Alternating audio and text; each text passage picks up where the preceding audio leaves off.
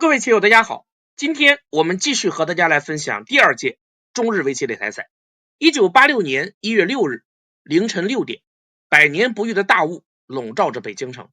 从机场候机室窗口眺望，一片迷茫的雾海，所有航班全部停飞。前往日本参加擂台赛的聂卫平一行赶上了这场意外的耽搁，人人心中都免不了焦急。尽管团长郝克强一再安慰聂卫平，我看大雾是好兆头，擂台赛的前途莫测，此番东渡作战再输一局就要闭幕，形势犹如这眼前的浓雾，叫人看不见光明。此时此刻能发出一个前途莫测的预言已经是很乐观了。直到下午3点，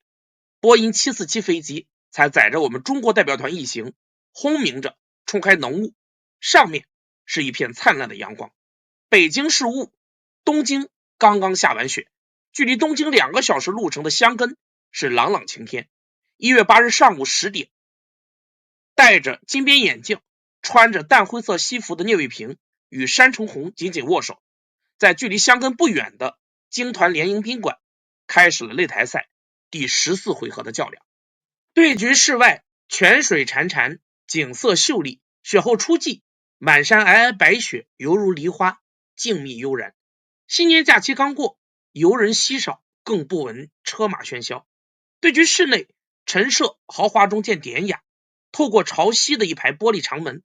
绰约多姿的富士山近在眼前。然而这诗情画意的景色丝毫没有冲淡盘旋在棋盘上方的肃杀之气。对局双方低目垂首，纷纷保持着紧张的前倾身姿。执黑的山城红第一手棋下在了星位，白棋星，接下来黑棋小目，白棋小目。山城红的棋风是先捞后洗，有渗透流之称。然而这盘棋他似乎有意落子高位，意在避开聂卫平赛前的准备。下一手棋，黑棋挂了过来，白棋二间高架。直白的聂卫平这段时间对于腰刀定式的研究颇深，在国内的新体育杯当中曾多次尝试，输给过日乃伟，但也赢过邵振中。而日方棋手似乎对这些棋谱也有准备。上盘棋当中，片冈松有意避开了腰刀定式，而本局白棋再次二间高架，黑棋大飞，白棋靠，黑棋扳，白棋长。以下是腰刀定式的常见变化。聂卫平满心欢喜，以为自己的准备派上了用场，结果在最后关头，山城红没有立下去，而是稳健的唬在了此处，避开了复杂的争子变化。这一代聂卫平做了深入的研究，如果黑棋立下，白棋再次断，黑棋打白棋长，黑棋挡住白棋尖，这是村正腰刀的最经典变化。这一代白棋断，黑棋跳，白棋尖，黑棋粘住。接下来白棋在脚步可以先定型，也可以保留不走。这样局面的好坏取决于接下来白棋有无强硬的引争手段。在右下角是小目的情况下，聂卫平的研究认为白棋靠在星位是可以满意的。黑棋打吃补棋，白棋长，黑棋再长，接下来白棋再次扳住，这样白棋充分可战。然而实战当中，山城红并没有给聂卫平施展这一招法的机会，黑棋稳健的补在了此处，局面缓和下来。下一手棋，白棋在上方拆边，黑棋回到右下手脚。接下来白棋在此挂，意在牵制黑棋在这一带打入、跳出等等的动出手段。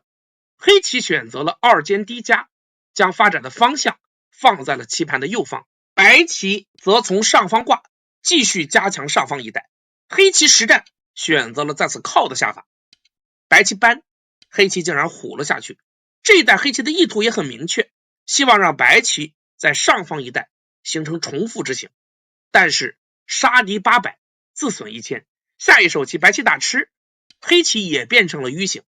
接下来白棋立下，黑棋再次靠出，白棋扳，黑棋长，白棋再贴，黑棋继续长出。而白棋下一手棋选择了再次靠出。聂卫平对这个局部也有研究，黑棋此时是选择了搬出的下法。那么局后复盘，双方认为黑棋还是应该先长，白棋粘住，黑棋再扳，这样白棋长出，黑棋在边上补棋，白棋飞进角，这个结果双方可战，黑棋在右边一带也有收获。然而实战当中，山城红却选择了另外一个变化，黑棋直接扳棋，白棋虎的时候，黑棋打吃了上去。黑棋的本意是希望白棋粘住，黑棋顺势一粘，这样的结果，黑棋右边一带已然成为好形，而白棋这个地方的棋形非常凝重，白棋不满。但聂卫平在此也进行了长考，上午11点12分长考之后，在黑棋打吃的时候，白棋违反常识的从2路打了一手，这手棋出乎了山城红的预料。一般认为这一带被黑棋提花，局部总是白棋亏损，但现在白棋有在此强硬打吃的手段，黑棋自然不肯粘，而如果黑棋在这一带打，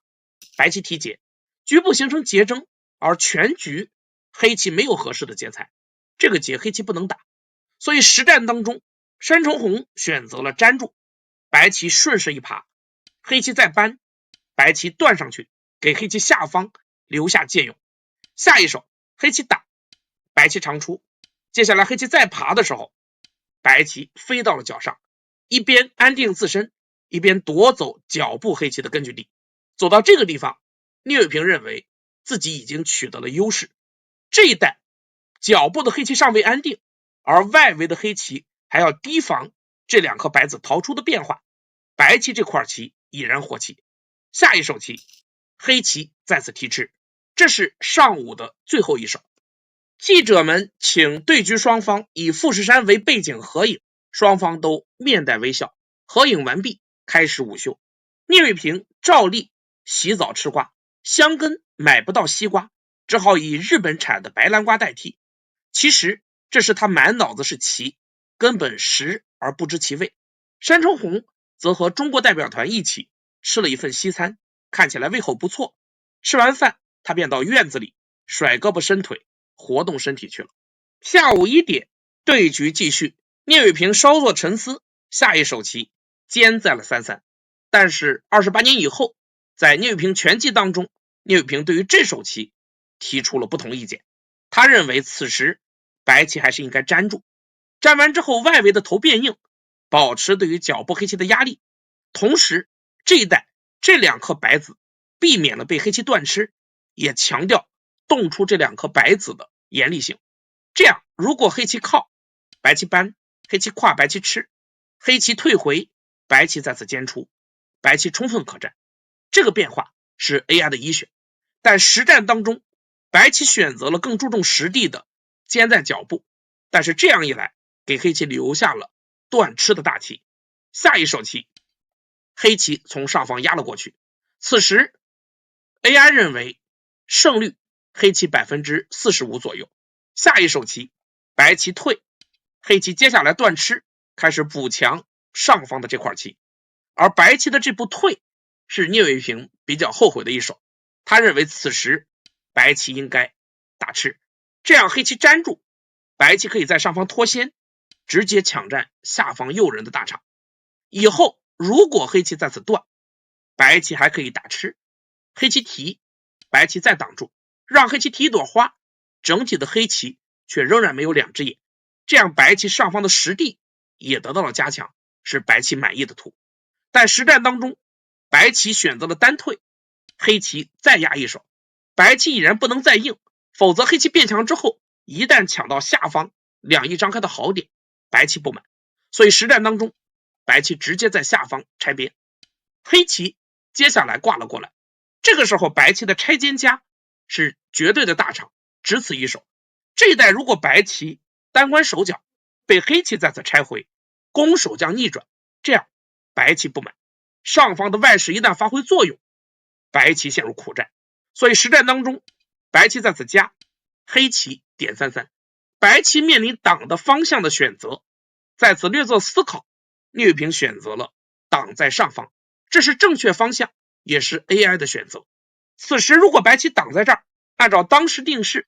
黑棋爬，白棋长，黑棋立下，白棋飞，这个结果左边一带白棋的配合并不好，以后有打入、二路拖等等的手段。同时下方一带黑棋可以再次逼住，白棋如果不走，以后这一带尖冲等等的手段，白棋发展被限。而如果白棋跳起，黑棋跟着跳，这个结果右下的黑棋阵势丝毫不比白棋弱，黑棋也可以满意。所以实战当中，白棋选择了挡在上方，黑棋爬，这在当时也是常见的定式。当然还要啰嗦一句的是，白棋这手棋以现在的研究应该爬在二线，这样胜率比粘住高了10个点。我们继续往下欣赏，黑棋跳出，白棋得到先手，下一手棋终于还是抢到了粘的这个好点。粘完之后，下一手逃出2颗白子异常严厉，黑棋在下方补一手，而白棋则在下方拆2，继续限制黑棋右下的发展。下一手黑棋在上方跳，处理上方大龙，同时瞄着对于上方白棋阵势的浅消。此时我们可以来判断一下形势，全局黑棋的实地大约45目，而白棋不算左边，整体约有30目左右的实地。也就是说，如果白棋在左边一带能够围出15目，算上贴目的话，就是白棋优势的局面。所以实战当中，基于这一判断，下一手棋白棋在左边尖，一面威胁黑棋断点，一面围控。黑棋坚住不断，白棋再扳。这一带聂卫平下的非常精彩，招招都是一选。黑棋挡住，白棋不是简单在此粘住，而是在此强硬的团了一手，要求黑棋补断。如果黑棋补掉这个断点，那么这颗白子已然变轻，这一带白棋便宜了，围成15目的任务已经超额完成，这样黑棋不满。所以实战当中，黑棋铤而走险，直接在此断吃反击。此时是下午2点钟，聂卫平第一次外出西亚。下一手棋白棋断了上去，黑棋提吃，白棋在中央后势拐头。虽然黑棋在这一带破掉了白棋的部分实地，但白棋中央也有收获，这一带白棋急剧变厚，对于右边黑棋的阵势也是一种牵制。下一手棋黑棋逃出，白棋飞攻，接下来黑棋在此尖冲。这一带山冲红也不想将自身走重，这招棋意在试探应手，寻求转身的时机。白棋3线挡住，黑棋再靠。黑棋的理想图是期待白棋在此扳住，黑棋挖，白棋打，黑棋粘。接下来白棋再粘的时候，黑棋从上方扳。由于这带打吃是先手，这样黑棋得到了处理，白棋被压在低位。实际上以 AI 的观点看来，即使下成这个图，白棋也是优势。但实战当中，聂卫平下的更为积极，面对黑棋的这手靠，白棋在此靠单反击，黑棋也不敢贪恋这3颗子。下一手棋在此扳，白棋顺势一挖，黑棋收气，白棋就简明吃住。下一手黑棋虎在此处，这一带黑棋破掉了白棋的边控，但白棋中央变得更加厚实。接下来白棋在此拐，防止这颗黑子动出，而黑棋下一手棋在上方补了一手，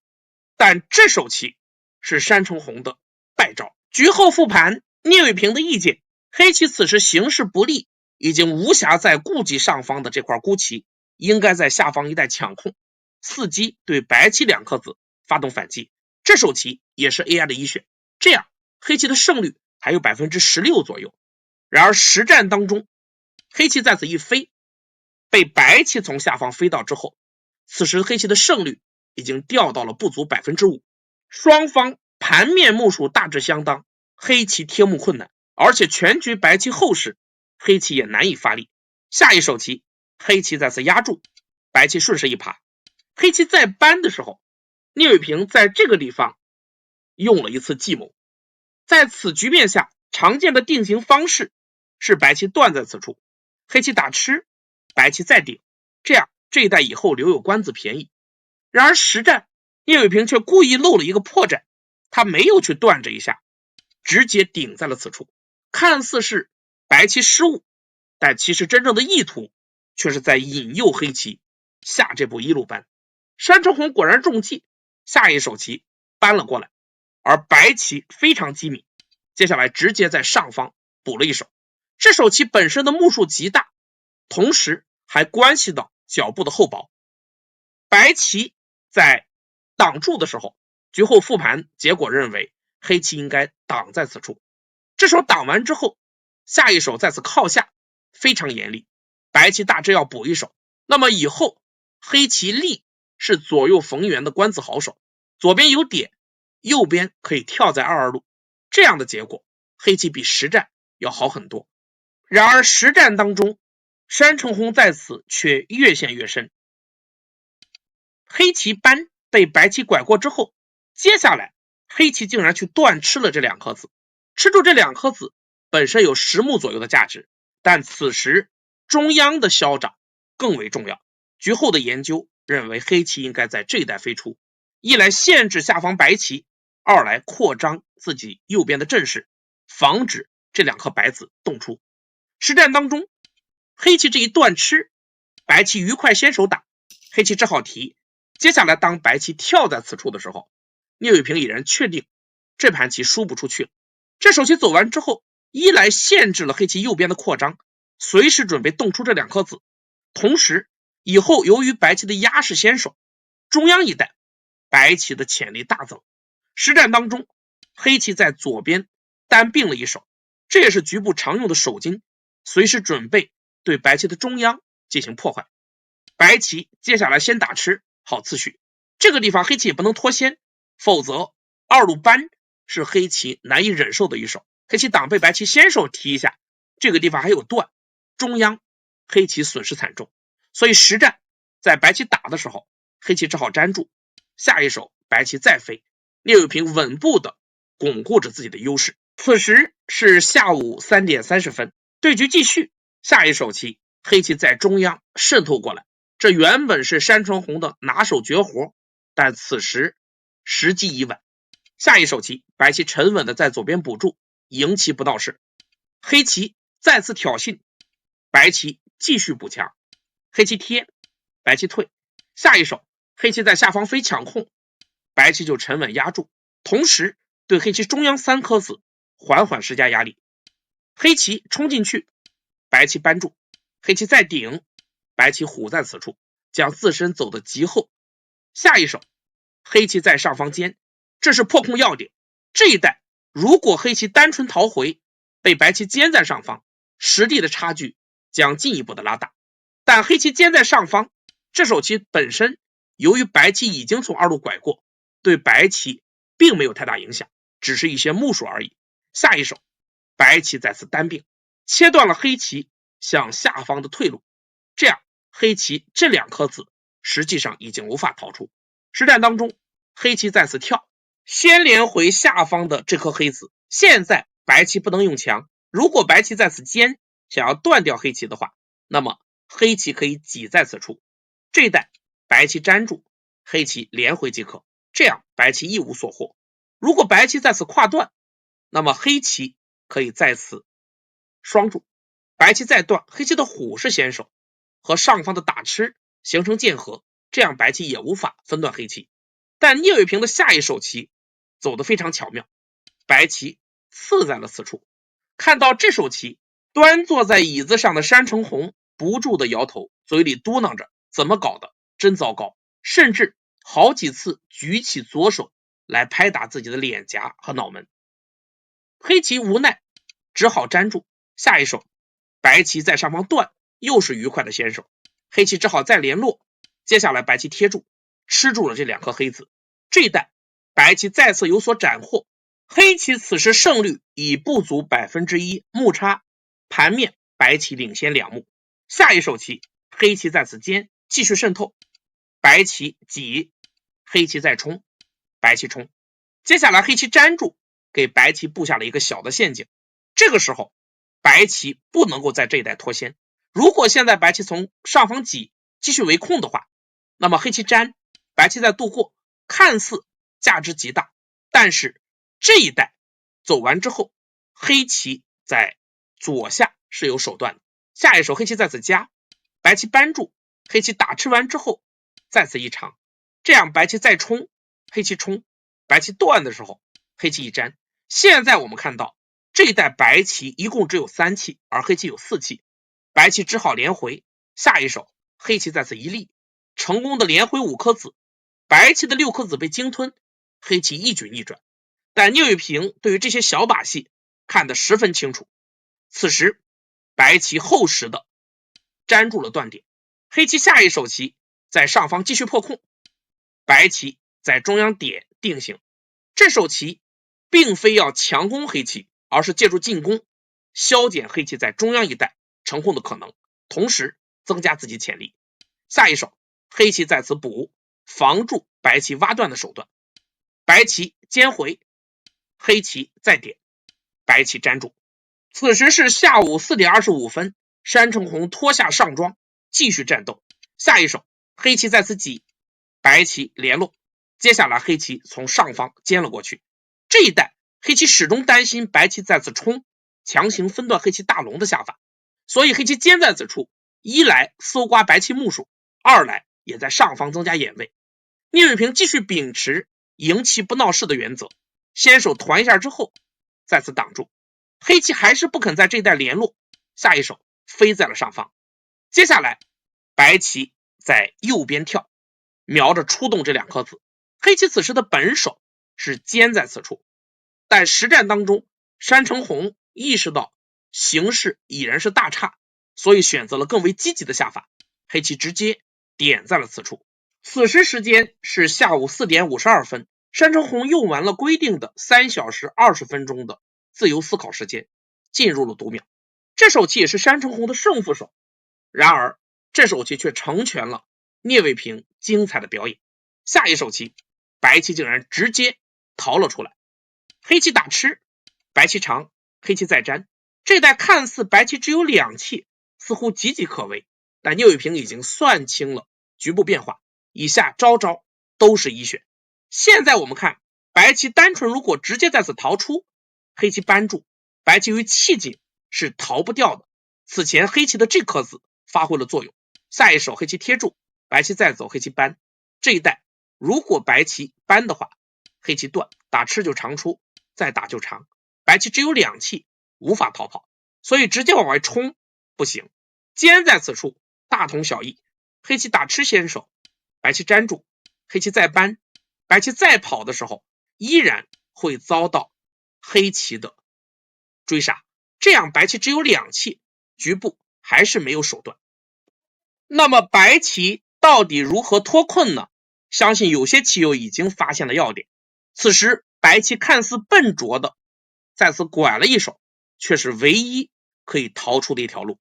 这手棋走完之后，黑棋也面临气紧的问题，这一带如果黑棋团住，白棋迂形弯出即可，黑棋再靠，白棋在此冲。接下来黑棋左右为难，如果继续贴，白棋一冲，黑棋这块反而被杀，而如果黑棋逃出，白棋顺势一拐，援军就在眼前，黑棋已无力追击。所以实战当中山城红选择了在此单并补强自身，继续威胁白棋的下法。现在白棋如果跳，那么黑棋刚好一挖，局部利用滚包就将白棋全部吃住了。但聂卫平再次下出了妙手，此时白棋在此单飞是绝妙的手段。这手棋走完之后，如果黑棋在此加，白棋打先手，接下来顺利逃出，黑棋追击失败。而如果现在黑棋选择冲，白棋可以跳在此处，刚好也是顺利连回。所以这个地方逃出之后，黑棋的形势进一步恶化，因为整体上方的黑棋已然被断开，黑棋随时还要小心白棋直接挤在此处，强行破眼的攻杀手段。实战当中黑棋在此飞一手，这已经是穷极之策。白棋打吃先手，黑棋粘，白棋粘住，要求黑棋补棋，黑棋无奈只好护住这只眼位，白棋接下来在下方冲，黑棋在跳的时候，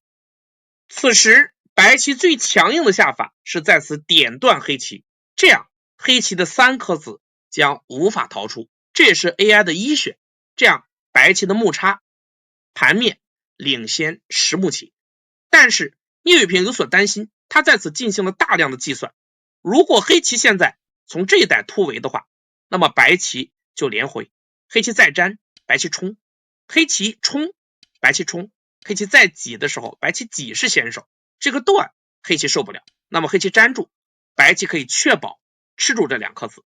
而如果现在黑棋选择从上方突围，白棋可以先联络，继续瞄着这个挤断，黑棋粘住，白棋再次跳点，这2颗黑子还是无法逃脱。那么局部黑棋最严厉的下法是强行再次粘住，瞄着这一带尖出的反击手段，但是这样白棋也有强手，下一手棋白棋再次联络，黑棋冲的时候白棋不能退，如果退那么黑棋打吃，白棋粘，黑棋滚包就连回了，白棋如果提，黑棋可以冲，这一带依然无法切断黑棋，但是白棋有顶在此处的强手，下一手棋黑棋再次打吃的时候，白棋有妙手，不知道各位棋友发现没有，此时白棋可以迂行挤在此处，这时候挤完之后紧盯着黑棋的断点，黑棋如果提，白棋就提掉，这2个断黑棋难以兼顾，中央还是被杀。所以看到这个图，聂卫平已经想拿起白子放到棋盘上，但最终他却没有落子，因为在当时时间紧张的情况下，聂卫平很担心自己会不会在这一带漏算，他转向了另外一条更为稳妥的获胜道路。下一手棋白棋在下方挡住，这手棋无疑是放了黑棋一马，擅长渗透的山城红，接下来打吃，白棋提掉，黑棋单并将自己全部连回，白棋挤，黑棋尖在上方威胁白棋断点，白棋挤，黑棋粘，接下来白棋联络，黑棋尖在此处，这个地方山城红也给聂卫平留下了一个小陷阱，此时如果白棋继续用强再次点断，黑棋冲，白棋断的时候，黑棋打完之后可以直接再次粘住，这样一来白棋的2颗子反而被杀。但这些手段对这种级别的高手而言都是小儿科，实战当中白棋继续赢棋不闹事，厚实的补助，黑棋顺利连回，初看之下似乎这一带黑棋全身而退，白棋一无所获，但是当初白棋暗中紧住的黑棋这口气发挥了作用，下一手棋白棋尖在此处，这是当初白棋党看到的最安全的手段。这手尖完之后，黑棋不能脱先，如果黑棋现在继续抢收官子，那么白棋再次扳下将变得非常厉害，黑棋再断，白棋打吃，黑棋立下，白棋再次挡住，这样黑棋再去吃的时候，白棋顺势滚包，黑棋提吃，白棋打完之后吃住2颗子，这一带白棋所得丝毫不逊色于黑棋中央的收获，所以实战当中无奈在白棋尖的时候，黑棋只好忍让，下一手棋再次顶住，但官子并没有结束，这一带下一手棋白棋再粘还是先手，黑棋依旧不能脱先，否则这个地方有一个经典的断的大头鬼手筋，黑棋打，白棋立下，黑棋再吃，白棋扑，黑棋提，白棋扑完之后再打的时候，黑棋已经不能再粘，否则白棋这一断黑棋全部崩溃，所以这个地方白棋先手便宜，黑棋只好忍耐，再度在二线补了一手，这样这一带白棋急剧加厚，将局势进一步的简化，此时依然是白棋大优的局面。下一手棋白棋在上方冲收官，黑棋退回，白棋在下方冲，黑棋挡的时候，白棋再度下出了官子妙手，此时白棋单断是巧手，黑棋如果在右边粘，那么白棋的这个扳就成为了先手，黑棋挡，白棋挡住，脚步黑棋还需要再补一手，这个结果白棋当然是满意，原本黑棋在这个地方扳是先手的。那么如果像实战一样，黑棋打在左边，白棋从右侧断，黑棋提掉，这一带白棋以后也有官子便宜，下一手棋白棋先在上方立，威胁跳入，黑棋尖在脚步，白棋接下来再扳，黑棋挡住，白棋粘，双方进入了小官子的争夺，黑棋挤，白棋补住断点，接下来黑棋再冲，白棋再次打吃，但这手棋是聂卫平优势下的还手。这个地方白棋最机敏的下法，此时是弯在此处。黑棋如果跟着应，那么白棋无疑是先受便宜，再回到此处打吃。而如果黑棋现在团想要逆收的话，白棋可以先跳进去，黑棋冲，白棋渡过。这个地方的断点黑棋总要补，否则整体的黑棋大龙是没有两只眼的眼位的。那么黑棋补棋，白棋再粘回，这一带白棋无疑是先手便宜。实战当中，聂卫平在此打吃，山城红也非常机敏，下一手棋马上在一路搬了过来，白棋挡住，黑棋粘。此时白棋补断还是应该弯在此处，但优势太大的聂卫平下一手棋就直接粘住了，黑棋再搬，白棋挡住，黑棋再粘。这个地方黑棋的官子便宜了，但即使如此，现在形势依然是白棋盘面稍好。下一手棋白棋在下方搬，黑棋粘住，白棋在中央后实提吃，黑棋再搬，白棋收控。接下来黑棋打，白棋全部跟着应住。下一手黑棋粘回，白棋在此冲了之后扑，这个地方还是黑棋有气紧的毛病。下一手白棋再打，黑棋粘，白棋先手全部打掉。接下来在上方打吃，黑棋粘住，白棋再叫吃，黑棋粘，白棋吃住这颗子。下一手棋黑棋鱼形冲，白棋后实补住。接下来黑棋再搬，盘面已经进入到了小官子的收束阶段，但山城红也心知肚明，这盘棋输大了。白棋提吃，双方又收完了所有的后续官子，山城红显然也是极不甘心，但形势已经如此，无可奈何。双方收完所有官子，最终经过点目，聂卫平执白，以7目半的优势拿下了本局。局后双方进行了长时间的复盘，山城红也承认这盘棋是白棋的完胜之局。晚饭聂卫平吃的很少，他的兴奋中枢还没调节过来，拉着还不会打牌的翻译玩拱猪到了12点。第二天